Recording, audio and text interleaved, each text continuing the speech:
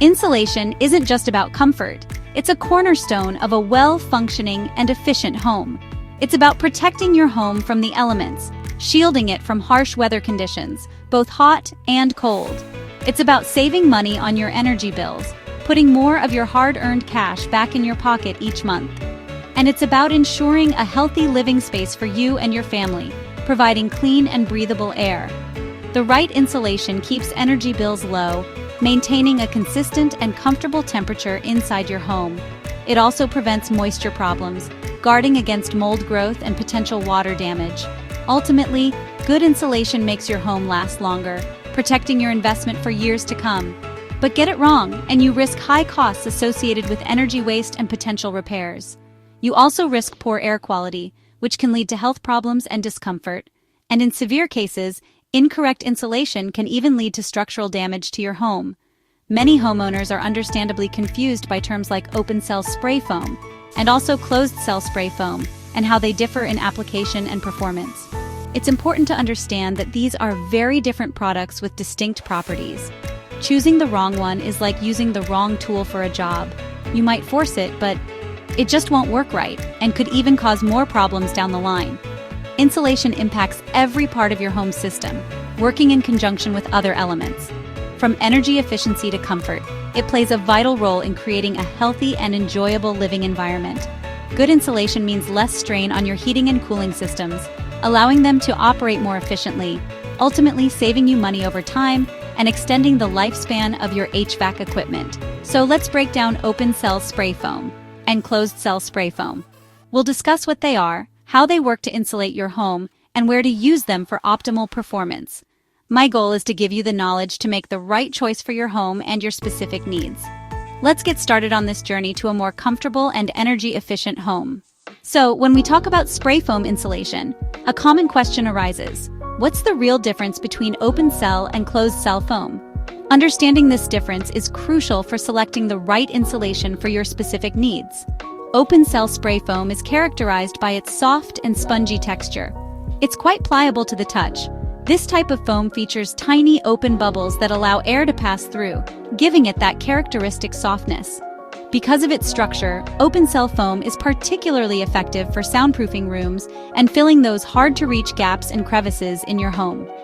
Another key characteristic is that it expands a lot upon application, making it exceptionally well-suited for insulating those tight, awkward, and hard-to-reach spaces, like attics and crawl spaces.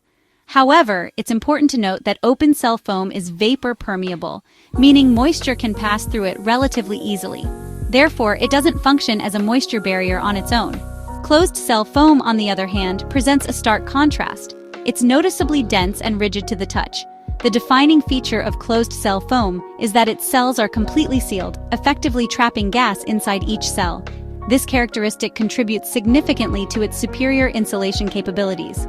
Beyond insulation, it's incredibly tough, and it even adds structural strength to the walls it's applied to. Furthermore, closed-cell foam acts as an effective moisture barrier, preventing water from penetrating.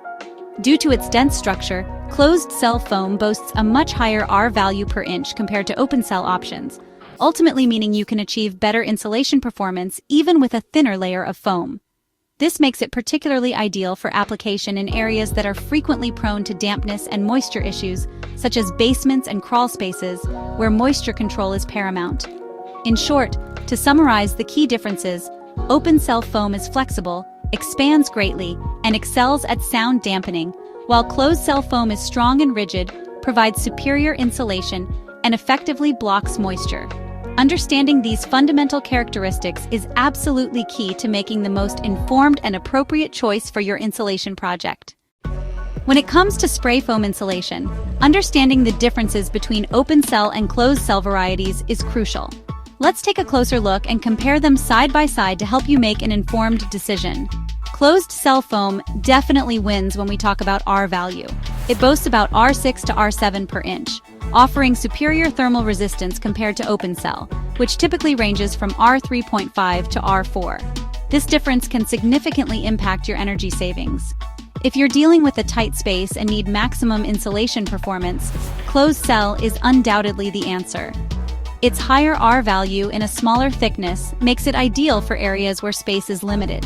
Beyond insulation, closed cell also acts as a robust moisture barrier, making it a perfect choice for below-grade applications like basements and crawl spaces, where moisture is a constant concern. On the other hand, open cell foam allows buildings to breathe, promoting air circulation, but it can also hold moisture if exposed to it, which is bad news, potentially leading to mold and damage in damp areas. Open cell is generally more budget-friendly and expands significantly more upon application, making it a great option for filling large dry spaces like attics where moisture isn't a major issue. It's also well-suited for interior walls. Now let's talk about cost. Closed cell typically costs more upfront, but its superior durability, higher R value, and inherent moisture protection can save you money in the long term by reducing energy consumption and preventing water damage. Open cell excels at filling gaps and effectively stopping drafts, creating a more comfortable indoor environment, while closed cell adds structural strength to the wall assembly and provides a robust seal against water intrusion. Ultimately, the right choice depends heavily on your specific needs, the characteristics of the space you're insulating, and of course, your budget. Always carefully weigh the performance characteristics, upfront and long-term costs, and the specific location where you're planning to install the insulation to ensure you make the best decision for your project. Where should you use each type? Open cell foam is best for interior walls, attics, and places where sound control matters, but moisture isn't a threat.